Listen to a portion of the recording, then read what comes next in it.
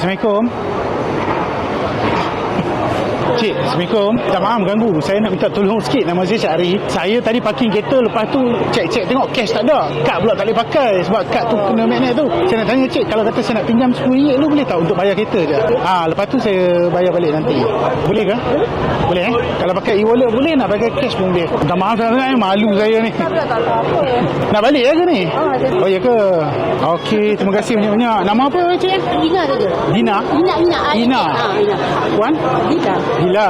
Puan, sebenarnya saya tak perlukan pun duit ni. Nama saya Cikgu Syahri, saya daripada TikTok. Saya buat konten hari ni nak tengok ada tak orang yang sanggup tolong saya. Saya nak bagi hadiah bestnya dengan syarat jawab 3 soalan saya. Boleh tak kita pergi kat kereta saya? Nak tengok hadiah apa ada. Kejap je. Bawa balik kerja ke? Oh, cuti.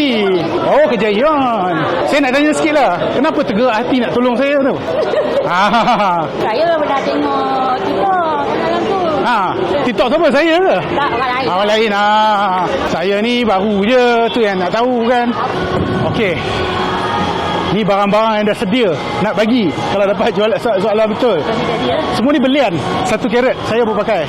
Okey? Tapi saya terpaksa tanya 3 soalan dulu. Boleh Siapa nak jawab? Puan Okey, Puan. Alright. Saya kena tanya 3 soalan, Puan jawab betul, saya bagi 1.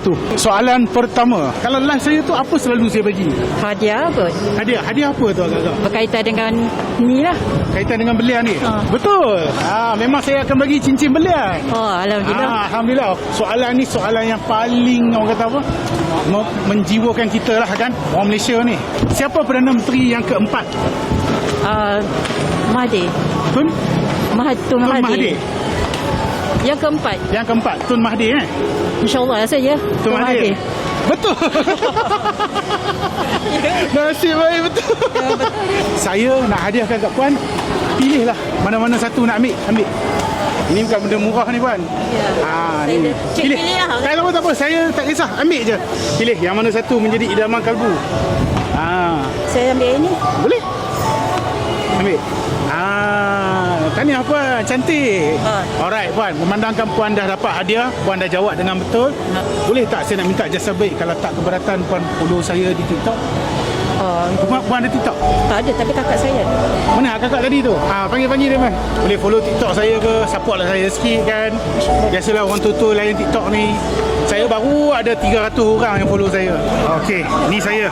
Okey, Puan dah follow saya. So saya akan buat live Puan. Puan masuk dalam live tu nanti say hi kat saya, cakap saya yang menang cincin dekat depan Fahrenheit ni. Fahrenheit 88 ni. InsyaAllah kalau saya baca komen tu nanti saya hantar satu.